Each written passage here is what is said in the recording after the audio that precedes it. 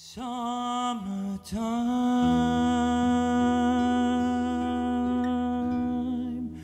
and living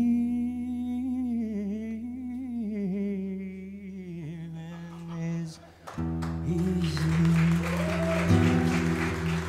Fish are jumping and the cotton is high. Your daddy is rich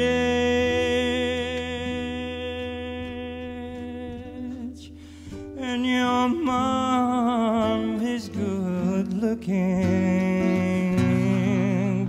So hush, little baby, don't you cry.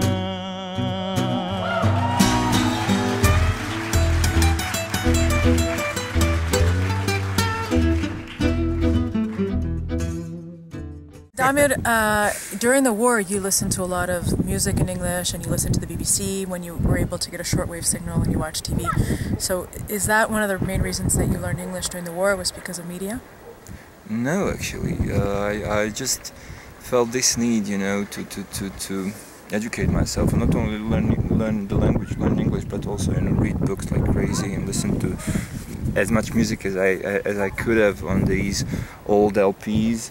And on an old gramophone, because it was the easiest thing for me to connect to a battery, you know, because we didn't have electricity.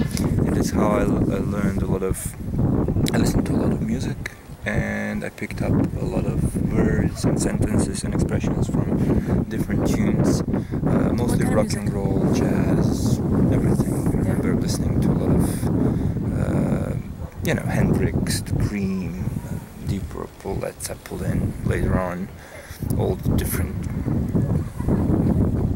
rock and roll, jazz, everything, Zappa, a lot of Zappa, Frank Zappa, that kind of stuff. But actually, after the war, end of 90s, I started working as translator. It was my first paid job.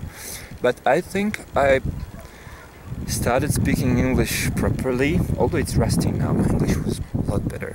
Susan was living here. Yeah. But you really helped me to even today you correct me, which I'm really thankful for. I did correct him in English.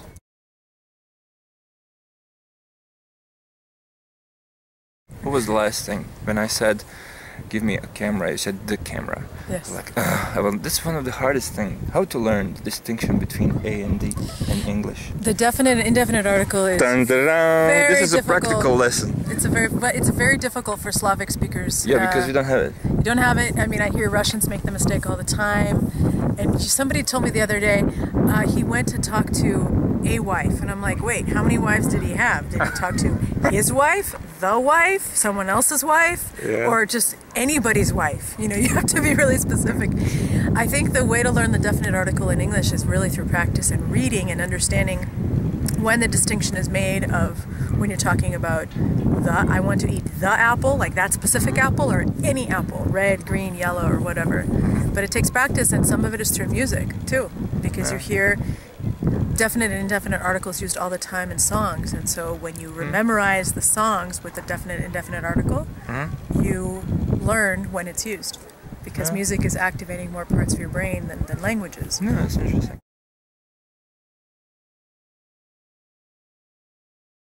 Do you sometimes learn languages not with a wish to speak it properly, but only with a wish to communicate certain stuff in it? Like only to read, or only to I don't know, understand something about a particular skills or something you need. No, I would be bored out of my mind if I were only reading. Some people do that. Some people definitely do that. Yeah, some polyglots do that. Some academics do that. You know, they take exams in German or whatever language, and they only have to prove that they can read in German and write in German, but not necessarily speak, or whatever language it is. It could be Russian, it could be Chinese. But no, for me, languages are about communication. So unless I'm going to communicate with someone, I'm most likely not going to want to learn the language.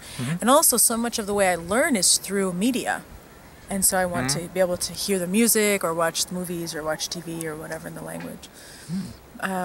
So yeah, that would bore me to death. Like, for example, Bosnian. When I lived here, I worked a lot in agriculture, so I learned a lot of vocabulary related to agriculture. I remember translating berries. My God. Boring.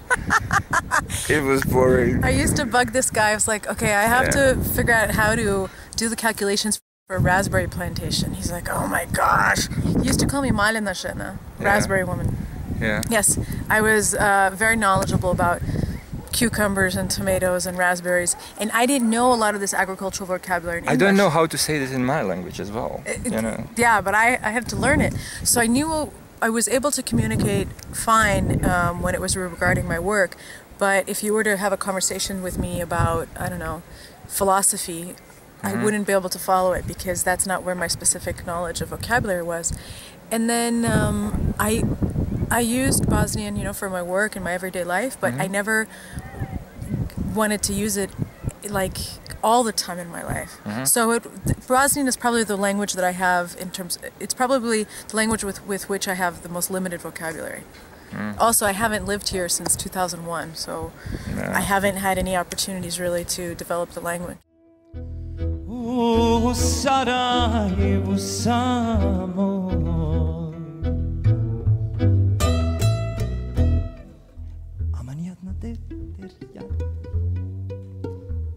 Amani jadna, dertli jadna, u